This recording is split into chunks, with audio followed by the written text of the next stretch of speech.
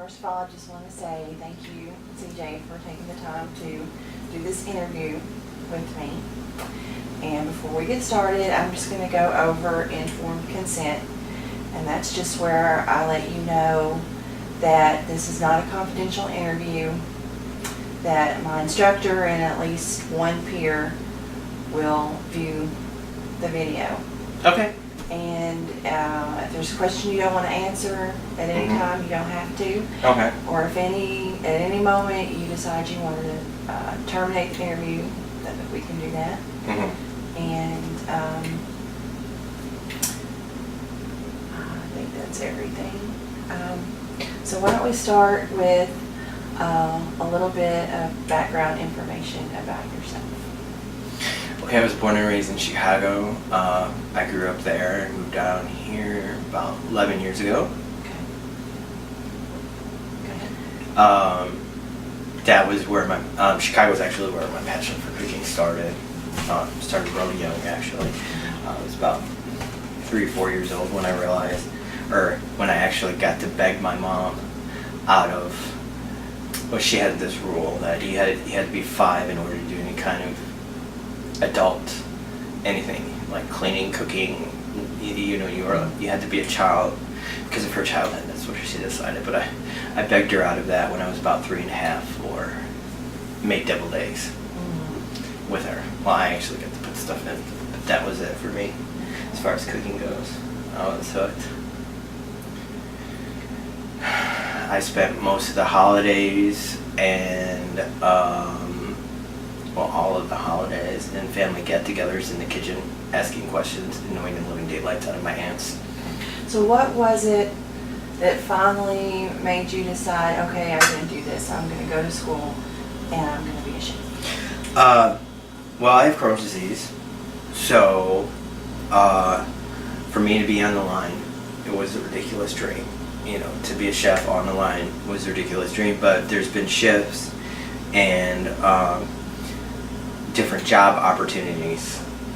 Like you can do your own cookbooks, have your own cooking shows, all these things with from Food Network and beyond has just created all these different opportunities to be a chef, and you don't have to have be the executive chef on the line. You can be a personal chef or private chef or any of those things. And so that was when it was feasible for me to go and become one.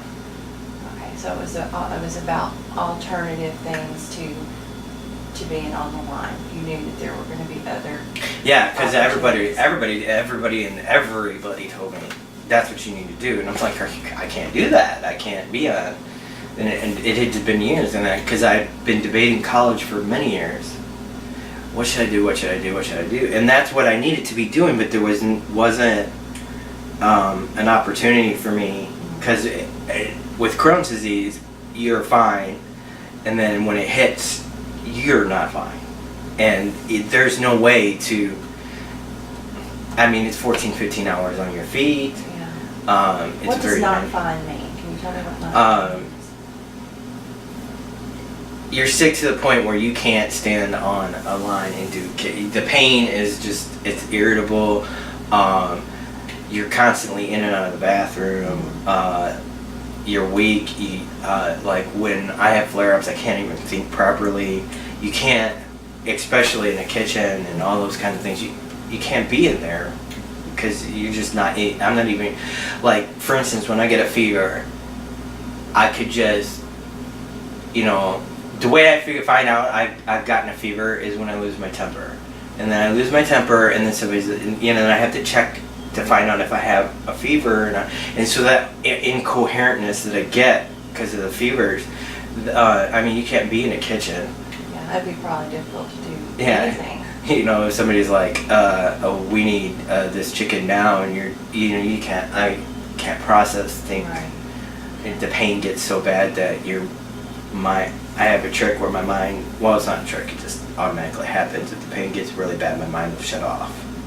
So I don't, I kind of don't feel it. I think that's why I was able to get all those tattoos. So now that you've completed school and you've been a chef for several years now, what is your favorite thing about being a chef? Inspiring other people.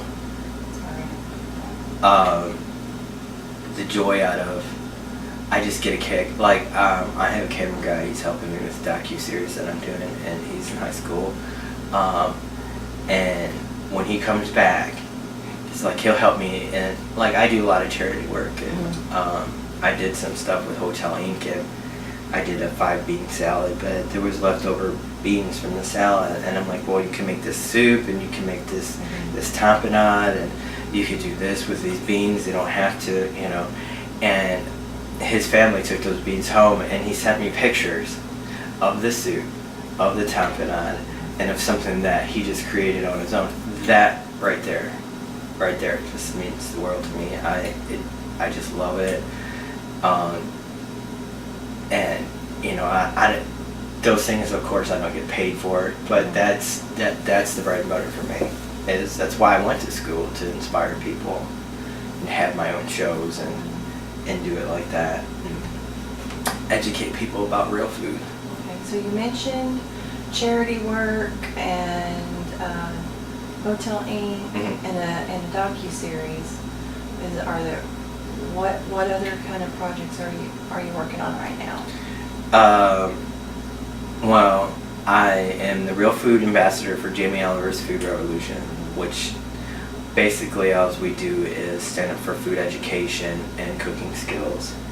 I'm also and that's only for Bowling Green, and it's on a volunteer basis. I'm also the food day coordinator for Kentucky, for all of Kentucky, and that just started this year. But basically they stand up more for humane treatment of animals, when, you know, especially with farming, humane treatment of animals. They stand up for real food. They stand up for better working conditions for farmers and better pay for food workers. And that started this year, so that's another thing. I'm also doing something called Almost Wasted, where I'm getting produce that has bruises on it, or what farmers call our seconds, and it's their second go around of picking that they can't necessarily sell, and I grab them and then I'm giving them to people that need the food, giving that away. So that's some of the stuff you do. Okay. So what is your favorite kind of cuisine? Or do you have a favorite cuisine? After school, it exploded. I just love all food. I just don't get really, I think that's always been my thing. I don't get really detailed, you know, like, I don't I'm probably not gonna eat brains or anything like that, but I'll cook them. But Italian food. Italian food. Yeah. Is there a favorite Italian dish? Spaghetti. Spaghetti. Okay. It's what I've been making that for years.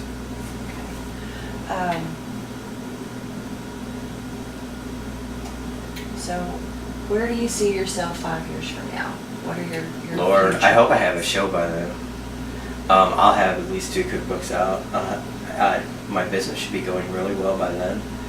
CJ's Culinary Journey, and hopefully I'll be working on opening my restaurant.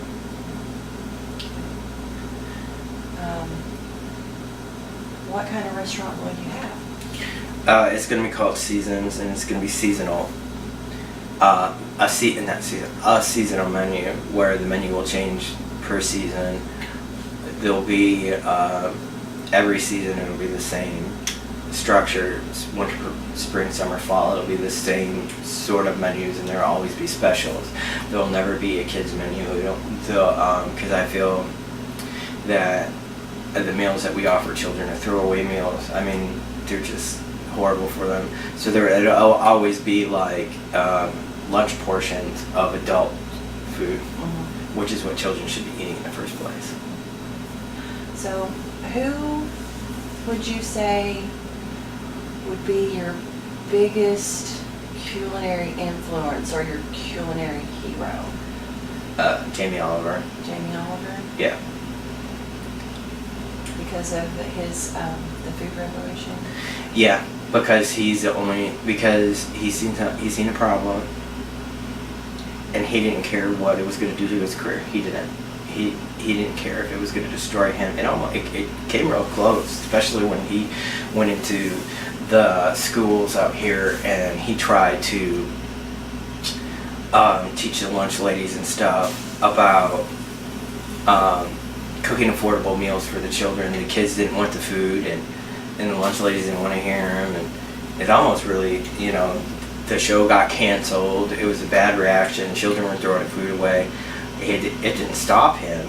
He knew there was a problem, and he went home and he fixed it, and that's how he actually came up with the food revolution and realized it was probably better if he had voices that were local speaking for him or speaking on behalf of this cause instead of him doing it directly himself, especially since he's not from America, but it's global. But that is the main thing, is that he did not really give a darn if it was going to affect his career or not. He went after it. It's working. It's very successful, and that's why I admire him. So do you think, in 5 years, 10 years, when you have established your restaurant and you're writing cookbooks and you're doing your thing, do you think that you'll continue to do this kind of work with Jamie Oliver? Oh yeah, that relationship, it builds on a daily basis. The foundation, with everybody and all of the ambassadors that I work with. Right now, especially with my docu-series, is going to go on another ambassador's webpage. These are pretty much going to be relationships that are going to last a lifetime. They should, I don't ever see myself backing away from it's how I'm defining my career, with real food and the food revolution and stuff. Always staying farm fresh and local sourced food. It's the way I want to go. Okay. Well, I think I've covered everything I wanted to ask, and just thank you again for doing this. And it sounds like you've got a solid plan, and I'll be looking forward to eating your restaurant. Woohoo! Soon. Yay!